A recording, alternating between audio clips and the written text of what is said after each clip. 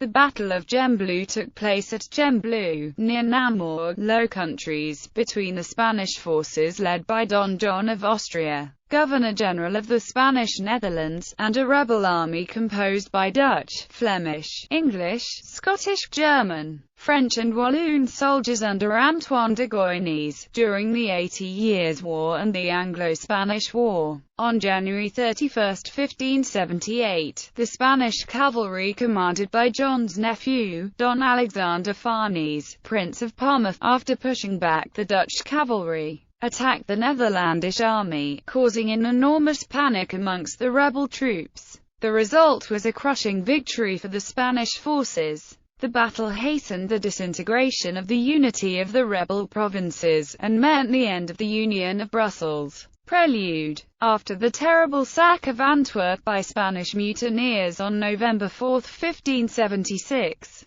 Catholics and Protestants of the Low Countries concluded the pacification of Ghent, to remove all Spanish troops. The Spanish tercios were in fact withdrawn to Italy in April 1577. After that, the new Governor-General of the Spanish Netherlands, the famous Christian knight, and half-brother of Philip II of Spain, Don John of Austria, had signed the Perpetual Edict. However, in the summer of 1577, Don John of Austria began planning for a new campaign against the Dutch rebels, and in July 1577, he took by surprise the citadel of Namur without a fight. This action further destabilized the uneasy alliance between Catholics and Protestants. From December 1577, John of Austria, still based in Luxembourg, received reinforcements from the Spanish Lombardy. Some 9,000 battle-hardened Spanish troops under Don Alexander Farnese, Prince of Parma, complemented by 4,000 troops from Lorraine under Peter Ernst, Count of Mansfeld, and local Walloon troops from Luxembourg and Namur. By January 1578, he had between 17,000 and 20,000 men at his disposal. The Union of Brussels had 25,000 fighting men, but these troops were badly equipped and led, and above all very diverse.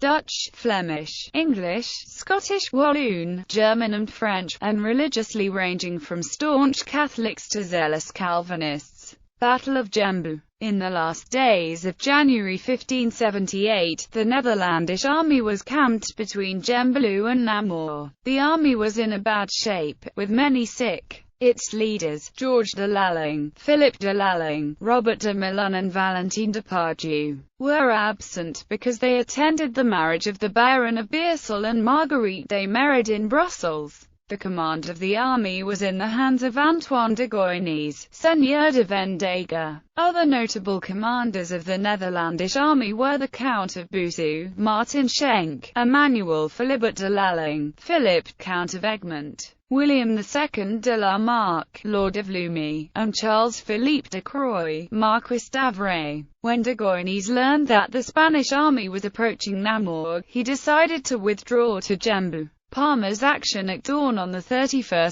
January, the Spanish army marched towards the rebel army, with the cavalry under Ottavio Gonzaga in forefront, followed by musketeers and infantry commanded by Don Cristobal de Mondragon, and then the bulk of the army led by Don John of Austria and Don Alexander Farnese. The rear of the army was left in the hands of the Count of Mansfeld. The Spanish cavalry had crossed the Meuse River and made contact with the rear of the rebel army. With the bulk of his army still south of the Meuse, Don John sent messages to his cavalry, now commanded by Don Alexander, not to approach the enemy too closely until the arrival of rest of the troops. But Alexander, seeing the sorry state of the enemy forces, and advised by Mondragon and Gonzaga of the opportunity to surprise the enemy, gave the order to charge. After several clashes with the Spanish cavalry, the Netherlandish cavalry, which was protecting the rear of their forces, fled towards the army, causing an enormous panic amongst the rebel troops.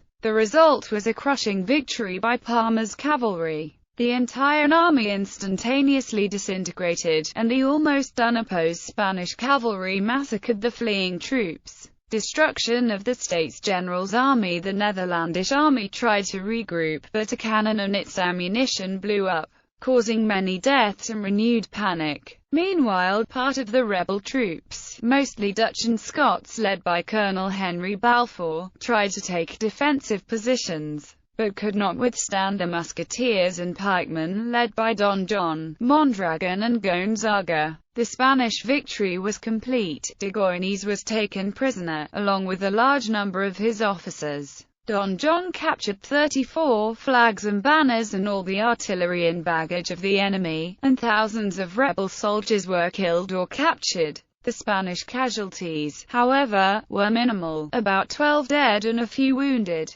3,000 men reached Gembloux and closed the gates, but after negotiations, the rebels surrendered to the Spaniards on February 5, and the city was spared from being sacked. The Spanish had been less lenient directly after the battle. Hundreds of prisoners were executed by hanging or drowning. Aftermath. The defeat at Gembloux forced Prince William of Orange, the leader of the revolt, to leave Brussels, along with its nominal governor, Matthias of Austria, who had accepted the position of Governor-General by the States General, although he was not recognized by his uncle, Philip II of Spain. The victory of Don John also meant the end of the Union of Brussels, and hastened the disintegration of the unity of the rebel provinces. Don John died 9 months after the battle, on October 1, 1578, and was succeeded by Don Alexander Farnese as Governor-General, who at the head of the Spanish army reconquered large parts of the Low Countries in the following years.